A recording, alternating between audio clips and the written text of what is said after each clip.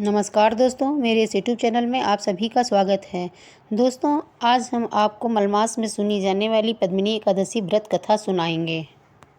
धर्मराज युधिष्ठिर कहने लगे, हे जनार्दन, आपने सभी एकादशियों का विस्तार पूर्वक वर्णन कर मुझे सुनाया, अतः अब आप कृपा करके मुझे अधिक मास के शुक्ल पक्ष की एकादशी का क्या नाम है तथा उसकी विधि क्या है, इन सब के बारे में बताइए। तब भगवान कृष्ण बोले, हे राजन, अधिक मास में शुक्ल पक्ष में जो एकादशी आती है वो पद्मिनी एकादशी या कमला एकादशी के नाम से जानी जाती है। वैसे तो प्रत्येक वर्ष 24 एकादशियाँ होती हैं। जब अधिक मास या मलमास आता है तब इनकी संख्या बढ़कर 26 हो जाती है। अधिक मास या मलमास को जोड़कर वर्ष में 26 एकादशियाँ होती हैं। अधिक मास में 2 एकादशियाँ होती हैं, जो पद्मिनी एकादशी शुक्ल पक्ष में और परमा एकादशी कृष्ण पक्ष के नाम से जानी जाती है। भगवान कृष्ण बोले, पुरुषोत्तम मास में अनेक पुण्यों को देने वाली एकादशी का नाम पद्मिनी एकादशी है। इसका व्रत करने पर मनुष्य कीर्ति प्राप्त करके वैकुंठ को जाता है, जो मनुष्यों के लिए भी दुर्लभ है। हे राजन, ध्यानपूर्वक इस कथा को सुनिए। हे मुनिवर, पूर्व काल में त्रेता युग में कृतवीर नाम का राजा महेशमती पुरी में राज्य करता था।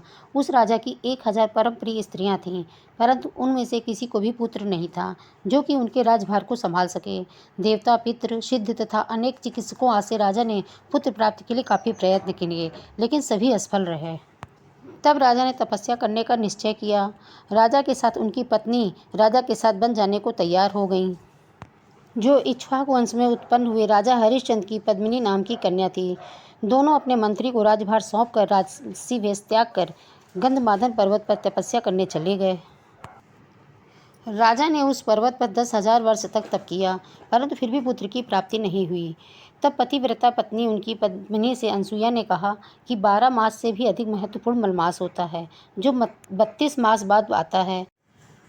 उसमें द्वादशी युक्त पद्मिनी शुक्ल पक्ष की एकादशी का जागरण समेत व्रत करने से तुम्हारी सारी मनोकामना पूर्ण होगी।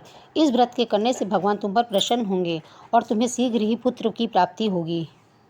रानी पद्मिनी ने पुत्र प्राप्ति की इच्छा से एकादशी का व्रत किया। वो एकादशी को निराहार रहकर रात्रि जागरण करती रही। इस व्रत से प्रसन्न होकर भगवान विष्णु ने उन्हें पुत्र प्राप्ति का वरदान दिया।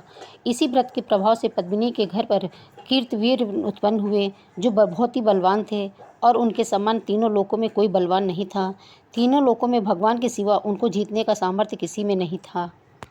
तो हे नारद, जिन मनुष्यों ने मलमास शुक्ल पक्ष एकादशी का व्रत किया है, जो संपूर्ण कथा को पढ़ते या सुनते हैं, वे भी यश के भागी होकर विष्णु लोक को प्राप्त होते हैं।